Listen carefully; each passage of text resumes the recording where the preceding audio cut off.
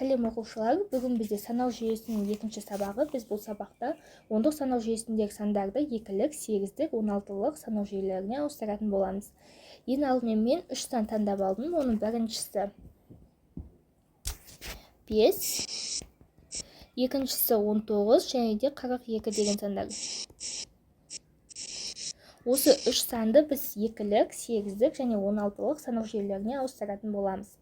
Ең алдымен 5-тен 5-ті екілік санау жүйесіне ауыстырайық. Ең алдымен 5-ті жазамыз, оны 2-ке бөлеміз. 2-ке бөлген кезде бізде бүтін бөлігі 2-ке тең, 2-ні 2-ке көбейткенде онда бізде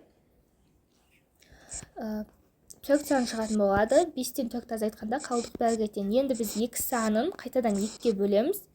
Бізде 1 болады, және де 1-ді 2-ке көбейткенде ол 2. Азайтқанда 0. Енді осы сандарды керісінше ретпен жазып шығатын боламыз.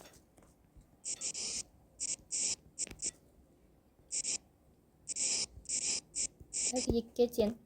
Енді келесі біз 19 санын екілік санау жүйесіне жазып көрейік.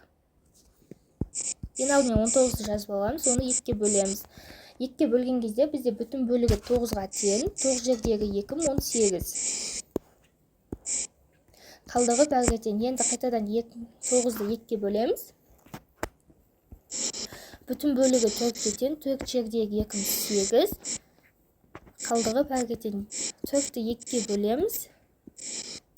2 жердегі 2 4. Және де 0 қалады. Енді 2-ні қайтадан 2-ке бөлеміз.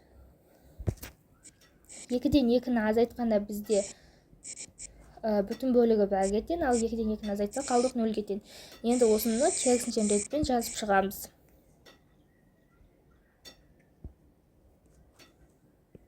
Он 19 ондық санау жүйесінде тең 111 2-ге тең болады. Енді 42 санын екілік санау жүйесіне жазып көрейік.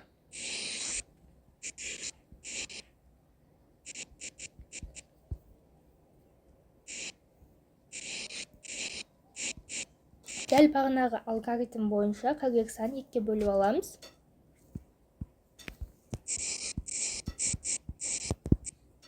Бізде бүтін бөлігі 21-ге тең, 21-ді 2-ке көбейтсек 42 қалдық 0-ге тең. Енді біз 21 санын 2-ке бөліп аламыз, бүтін бөлігі 10-ға тең, 20-ны азайтамыз, қалдық 1-ге тең. 10-ды 2-ке бөлеміз, бүтін бөлігі бізде 5-ке тең, 10-ды азайтамыз, қалдық 0-ге тең. 5-ті 2-ке бөлеміз, бүтін бөлігі 2-ке тең, азайтамыз 4-ті, ол 1-ге тең. Енді 2-ні 2-ке көбейтеміз, азайтамыз 2-ні. Қалдығы бізде 0-ге тең. Енді осы заттарды керісінше жазып шығамыз.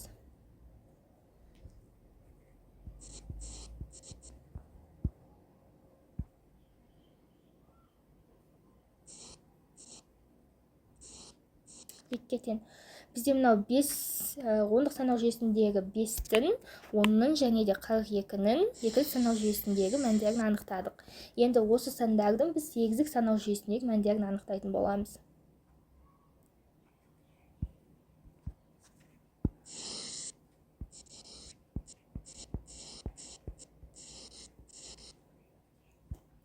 Сегіздік санау жүйесінде сіздер алғын сабақта өткендей 1-ден, жоқ 0-ден 7-ге дейінгі таңбалар қамтылатын болады. Яғни олар бізде 0, 1, 2, 3, 4, 5, 6 және де 7 деген цифрлар қолданылатын болады. Енді біз 8 санау жүйесіне ауыстыру үшін оны 8-ге бөлеміз. Бізде бүтін бөлігі жоқ. Және де біз 0-ді 8-ге көбейтсек 0, және де одан бізде 5 қалдық қалады. Керісінше жазған кезде 0, 5 деген сан шықты, яғни 0-ны жазбаймыз. Біз 5, 8 санау жүйесінде деп жазамыз. Енді 19 санын 8 санау жүйесіне ауыстырып көрейік. Бізде бүтін бөлігі 2-ге тең. Енді 19-дан 16-ны азайтқан кезде қалдық 3-ге тең. 2-ні қайтадан 8-ге бөлудің қажеті жоқ, яғни бізде 23 деген сан шығады.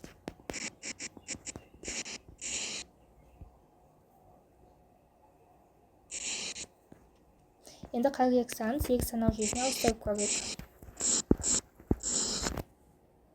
Бізде бүтін бөлігі 5-ке тең. 5 жердегі 8-ім 40. 2 қалдық және де 5. Яғни бізде 52-ге тең.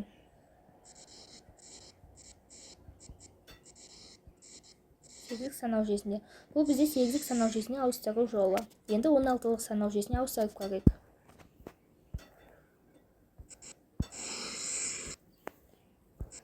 5, 19 және де 42 сандары. 16-лық санау жүйесі бізде 0-ден бастап f-қа дейінгі мәндерді қабылдайды. Ол бізде 0, 1, 2, 3, 4, 5, 6, 7, 8.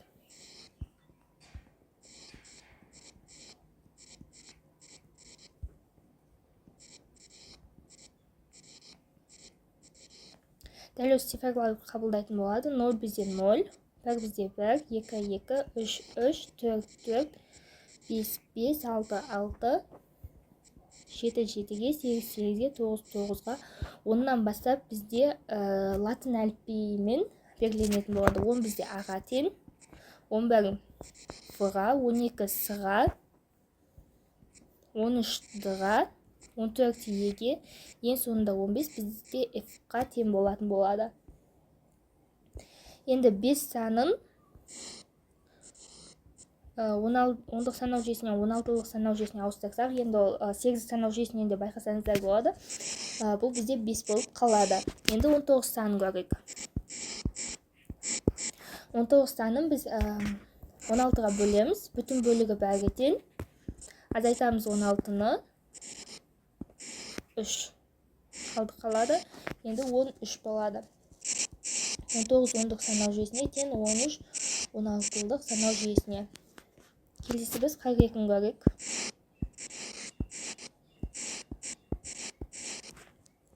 42-ні біз 16-лыққа бөлген кезде бүтін бөлігі 2-ге тең. 2-ні 16-ға көбейткенде 32-ге тең. Яғни бізде 10 қалдық және де 2 бөлінген. Енді біз осы 2-ні қарасақ 2 2-ге тең. 42 10-лық санау жүйесінде 2 бізде 2-ге тең, ал 10 бізде мына жерде байқасақ А-ға тең. Яғни біз 10-ның орнына А-ны жазатын боламыз.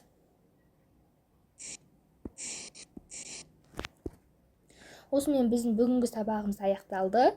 Келесі сабақта керісінше 16-лық